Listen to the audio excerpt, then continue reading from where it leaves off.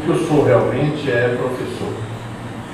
E ensino, evidentemente contrariando aquela famosa piada inglesa, que eu acho que todos aqui conhecem, mas que eu vou repetir. Quem sabe, faz. Quem não sabe, ensina. E quem não sabe fazer e não sabe ensinar, só tem um jeito, pesquisa. Esse desdobramento. Essa é uma velha piada, né? Mas o que eu gosto mesmo é de ensinar. Eu fiz essa opção que me define na vida, mas fiz talvez um pouco tarde, né? Um pouco tarde. Como boa parte dos brasileiros, eu me formei em Direito e tentei advocacia, depois fiz vários concursos, até ser nomeado. Depois fui nomeado juiz do trabalho e fui juiz do trabalho durante 7 anos. Hoje eu tirei uma pouca aposentadoria, eu tirei a Europa várias vezes, etc. Mas, deu um belo tempo, eu vi que essa não era a minha vocação. Então renunciei ao cargo de juiz e pelo cargo de professor. Aí comecei a ensinar e vi que eu tinha que fazer uma reconstrução na minha vida. Tem uma palavrinha muito simples, e tem até uma rádio, um programa de rádio aqui na Bahia, que usa essa palavra, metanoia. Metanoia. Uma palavra muito simples, que é uma mudança fundamental na pessoa, é quase uma conversão. Eu então me converti, ou mudei para ensinar. E aí, grande parte da minha vida profissional foi feita em função dessa opção. Fiz toda a minha carreira na universidade, como professor contratado, professor assistente, professor adjunto, professor titular. Hoje eu sou professor emérito da universidade. A universidade me fez. Eu sempre dizia que ensino superior não rima com capital, ensino superior rima com interior, para puxar ao ensino superior para o interior. Bom, depois eu vi que eu estava com o meu projeto, eu tinha uma formação jurídica, uma razoável formação jurídica, na medida em que a faculdade pôde me formar e eu podia aprender. Mas eu vi que com o tempo eu precisava de ter mais elementos. Eu já era professor docente livre, e eu então arquitetei um projeto. Um amigo meu dos Estados Unidos veio aqui e disse assim: por que você não vai fazer o doutorado nos Estados Unidos? Eu já sou professor titular, já fui secretário de educação, naquela época eu presidi o Conselho Estadual de Educação. Mas senti esse desafio, então fui para os Estados Unidos. Eu tinha ido já algumas vezes aos Estados Unidos, e sobretudo às universidades americanas. E fiquei realmente deslumbrado. Eu tive um choque cultural muito grande a primeira vez que eu fui à biblioteca do MIT, quando o professor visitante puxou assim a gaveta. Naquele tempo as bibliotecas tinham gavetas, hoje tem computadores, e vi a seção do Brasil. Tinha essa seção do Brasil, tinha absolutamente tudo mais ou menos que eu sabia sobre o Brasil e mais do que eu não sabia sobre o Brasil. Se agora o senhor vai ver aqui nessa gaveta os estudos que estão sendo feitos sobre o Brasil. Eu tive um choque cultural muito grande, muito forte. Aquilo me traumatizou, né? Me traumatizou. Mas como é que aqui tem tanta coisa, tem tantas informações, tanto conhecimento sobre o Brasil, e o Brasil não tem essas informações e não tem esse conhecimento? Depois eu voltei, e repetidas às vezes, até que eu resolvi fazer o doutorado na Universidade Americana. Para mim foi um grande desafio. Se eu soubesse que eu ia despender tanta energia, se eu soubesse que aquilo estava além da minha capacidade, eu não teria ido. Mas uma vez lá, sucedeu como aquele indivíduo que está atravessando o oceano e chegou mais ou menos no meio. Então não pode faltar, tem que ir para frente. Eu aí fiz o doutorado, consegui fazer o doutorado em educação, e aí acho que acertei a minha opção com uma formação superior, ou melhor, que podíamos ter, O que me impressiona na Universidade Americana, e me parece que o segredo do poder dos Estados Unidos está nas suas universidades. Isso eu não tenho a menor dúvida, não tenho a menor. Voltado ao Conselho de Educação, sucede que o Dr. João Duval me chamou de novo para ser secretário de Educação. Eu fui, mais uma vez, 4 anos secretário de Educação. De maneira que foi uma oportunidade que eu tive de trabalhar em várias áreas. Comecei pensando muito na educação continuada, mas olhando a quantidade de jovens que tinham terminado o ensino médio e que não tinham ensino superior, vi que era uma quantidade expressiva e que nem todos podiam vir para estudar na capital. Aí estimulei bastante a educação superior estadual. Já havia essa época na Universidade de Feira de Santana, já havia sendo criada apenas no papel a Universidade do Sudoeste da Bahia, já havia um bloco de faculdades em torno de Ilhéus e Itabuna, e havia muitas faculdades espalhadas pelo interior, mais ou menos seis núcleos. Eu então grupei essas faculdades numa forma mais nacional e mais acadêmica do multicamp. E assim criei a Universidade do Estado da Bahia, a UNEB. Eu acho que foi uma das coisas mais significativas que eu já vi na minha vida como professor. Ela se desenvolveu enormemente, hoje tem 24 municípios e caminhando para 10 mestrados e mais ou menos 4 doutorados. Depois eu deixei a Secretaria de Educação, voltei à universidade. Se tivesse tempo para me aposentar, eu teria me aposentado, porque depois de 4 anos é muito difícil você voltar ao ensino. Mas me readaptei e voltei muito para o aluno. Voltei muito para o aluno. Não me preocupei tanto com os cargos na universidade, mas me preocupei muito com o aluno, sobretudo para a orientação de aluno. Eu tinha aprendido, eu tive bons orientadores nos Estados Unidos, advisor, tive 2 advisors, um advisor, um co-advisor, 2 orientadores. Então eu comecei a me exercitar mais nessa função de orientação de aluno. E, somando mais ou menos, eu creio que eu já orientei umas 60, 70 teses e dissertações. E acho que até que um belo dia, o diretor dos jornais, do Jornal à Tarde, Dona Regina Simões de Melo Leitão, o Dr. Renato, me chamaram para trabalhar no jornal. Outro desafio para mim, o jornal era apenas o colaborador e passava a ter uma função muito importante no jornal. Então, o meu cargo é de diretor-geral. Eu tenho um pé na administração, outro pé na redação, e tudo que no caso para os outros fica para mim. A parte jurídica fica comigo, a parte do programa à tarde de educação fica comigo, e outros programas também. De maneira que hoje eu sou diretor de jornal e continuo ensinando na Unifax. Não posso mais ensinar na Federal, mesmo de graça, porque a CAPES me proíbe eu participar de mais de dois programas de pós-graduação. Isso é simples do que eu fiz. Se tiver alguma pergunta de alguém que queira saber mais sobre a minha vida, na medida em que interessa aos outros, a vida dos outros nos interessa muito. A vida dos outros interessa muito. Não é à toa que nós gostamos de falar da vida dos outros. Aliás, o que nós fazemos na vida é falar da vida dos outros. Mas, Sam, o que você teria feito diferente, então? O que eu teria sido diferente é muito difícil. Eu acho que... Se tivesse que refazer. Se pudesse? Se pudesse refazer, eu me prepararia para trabalhar em educação com mais antecedência. Eu me prepararia mais em psicologia.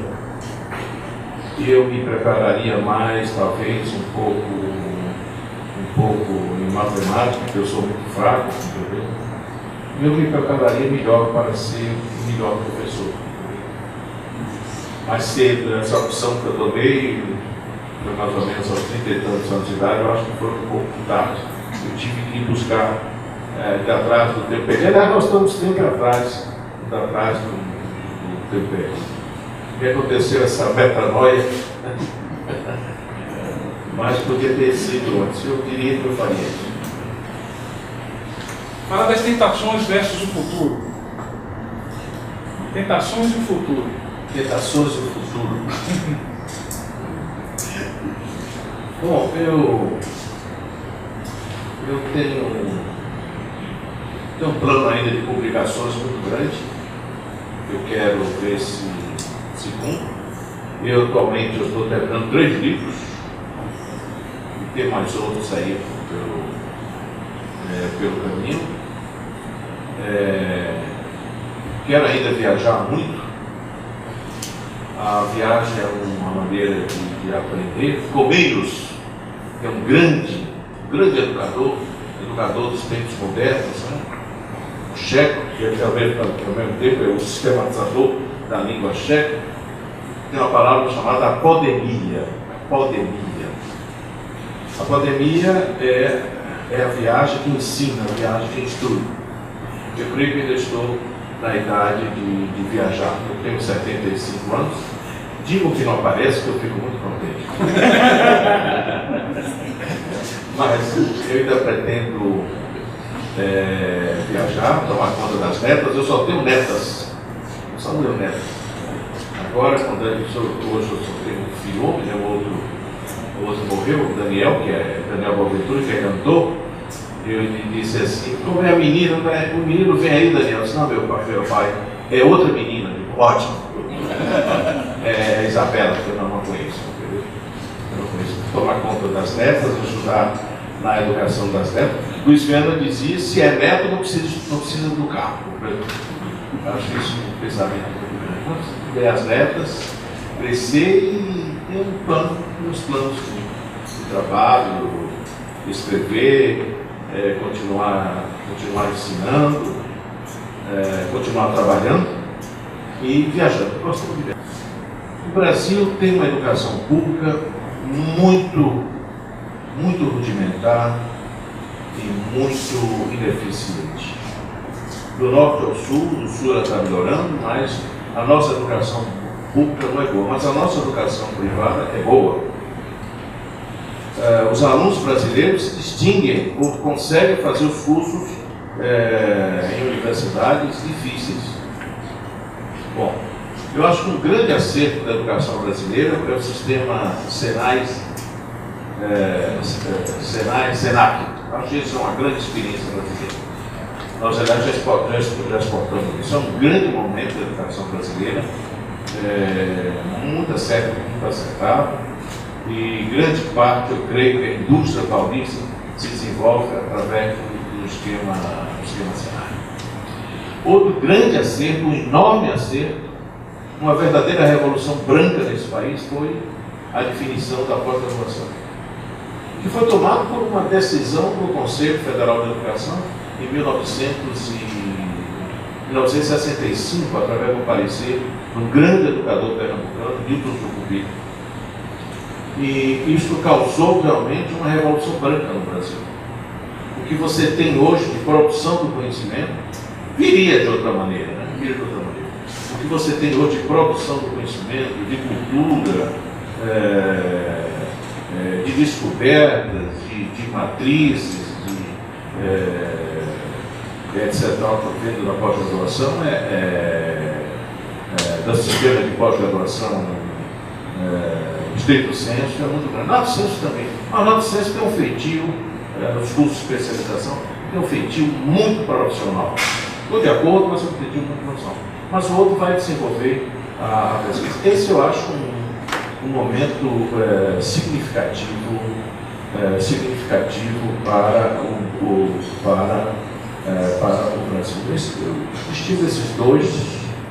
Acho que as leis antecipadas, no seu conjunto, têm ajudado bastante isso, entendeu? E, ou então experiências isoladas, entendeu?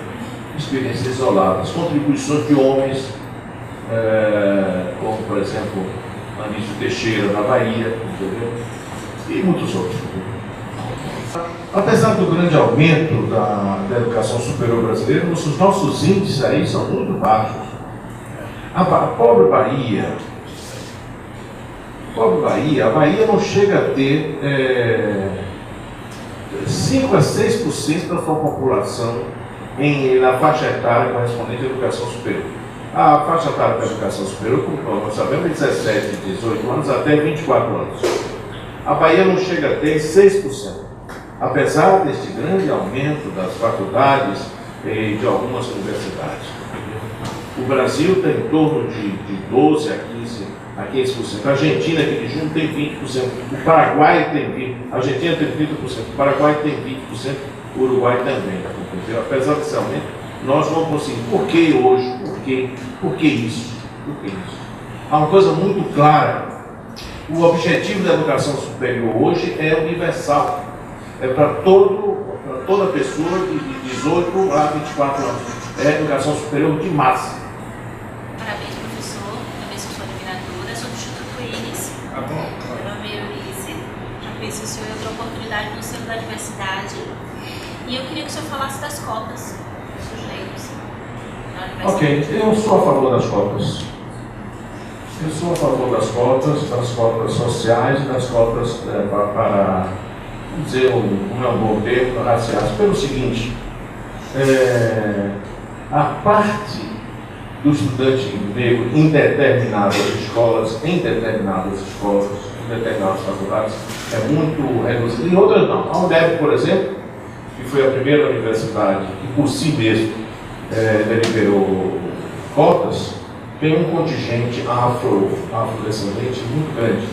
Mas em determinados setores da Federal, por exemplo, ensino, odontologia, arquitetura, a presença do afrodescendente aí é muito pouco. Eu sou a favor das cotas como uma medida de igualdade. Agora, chegam muito tarde. A Índia aplicou as cotas logo depois da independência e muitos outros países, os Estados Unidos também aplicou o sistema de cotas. Nós estamos agora tentando aplicar, e a experiência que eu tenho da tese do período mostra que elas são positivas na UNEB. Na Federal ainda não tem elementos, mas na UNEB o elemento mostra que as cotas foram positivas. À tarde, publica 2 cadernos, uma vez por semana, um dirigido para crianças, a tardinha, e um para adolescentes. Que tipo de retorno a tarde tem? A criança lê? Como é que a tarde avalia o resultado da publicação desses cadernos? Boa pergunta. A tarde tem pesquisas constantes. Ultimamente nós fizemos uma pesquisa com a faixa que não está sendo atendida pelo jornal, a faixa dos 15, 16 aos 18 anos, para saber qual a preferência da população de 16 a 19 anos. Sabe qual foi o resultado? Em primeiro lugar, internet. Segundo lugar, rádio. Terceiro lugar, revista. Aí que eu fui me dar conta, para talvez revista, passei a prestar atenção porque é que as bancas têm tanta revista. Foi o segundo ou terceiro lugar, não estou me lembrar. E no quarto e quinto lugar, no jornal. E isso aí tem um sentido também educativo. Nós estamos convencidos de que fazendo uma revista para a criança, ela cria o hábito de leitura e amanhã ele será um leitor. Aliás, o leitor está morrendo no mundo inteiro, né? O leitor está desaparecendo. Né? Todos nós estamos lutando para fazer leitor. O nosso programa, que é o único programa que tem na Bahia, chamado A Tarde de Educação, é para formar leitor. Já estamos atingindo mais ou menos uns 30 mil alunos, vários municípios. Com a Secretaria de Educação agora aumentamos, a tarde está chegando a todos os 400 e tantos municípios. Formar em leitor. Não temos, eu não sei assim da tardinha, eu só tenho o depoimento da filha do cônsul de Portugal, que me disse por que é que não tem a tardinha todo dia, porque o depoimento que eu tenho dela, que gosta muito da tardinha. O outro, o mundo adolescente e demais. Qual é a faixa etária que lê jornal? Isso é a sua pergunta, a faixa etária que lê jornal é dos 19 a 79. Lê jornal o homem produtivo. Ler jornal, aquele que está trabalhando, que está no mercado de trabalho, que está interessado. Este é o sujeito que lê jornal. Esse é o sujeito preferencial que lê jornal.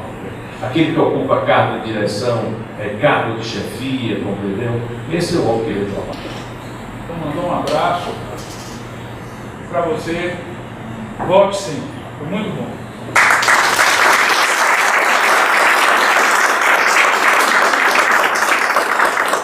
Eu quero agradecer o convite. Agora eu estou agradecendo o convite, você veja. Aliás, eu estou nessa peculiaridade. Nesse ponto eu sou brasileiro, né? Nós brasileiros não agradecemos, né? Não agradecemos. Não agradecemos e não pedimos desculpa também. Né? Você distribui papel na sala de aula, ninguém agradece. Uns mexem assim os lábios. Depois eu disse, olha esse papel, esse paper, eu mandei duplicado do bolsinho, não foi da faculdade, não.